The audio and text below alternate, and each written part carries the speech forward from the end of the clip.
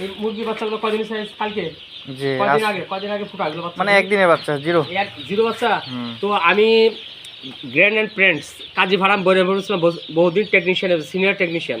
তো আমি যখন কাজী ফার্মে বাচ্চাগুলা বিদেশ থেকে আসতো আমদানি করা বাচ্চাগুলো, সেগুলোকে এসি বাচ্চা আনা হতো। তাদের সাথে ডাক্তার থাকতো, ভিআইপি কর্মব্যক্তিরা থাকতো, এদিকে আসুন, তাদেরকে বিভিন্ন ট্রিটমেন্টে আনা হতো, এমনভাবে আনা হতো যে ভিআইপি প্রধানমন্ত্রীর মতো আনা হতো। কাজী ফার্মের বাচ্চা যেটা দিয়ে আপনার গোটা কাজী ফার্মের ডিম ফুটানো, মুরগি ফুটানো সব কিছু করা যায়, সেটার নাম হচ্ছে গ্র্যান্ড অ্যান্ড ফ্রেন্ডস।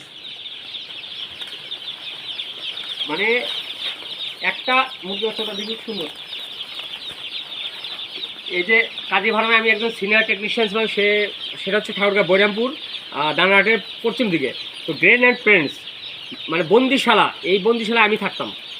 মানে ওটা একটা বন্দিশালাই বলা ছিল, বাইরের লোক আসলে ভিতরে যেতে না, ভিতরের লোক বাইরে যেতে পারে না। তো অনেক পরিশ্রম করা লাগে মুরগি ফার্মে।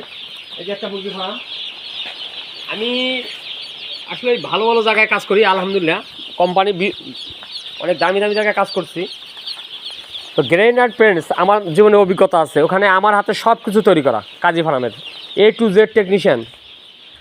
আমি নিজে হাতে তৈরি করছি ওয়ার্কশপ, নিজে হাতে তৈরি করছি ওখানকার যত যাবতীয় কাজ।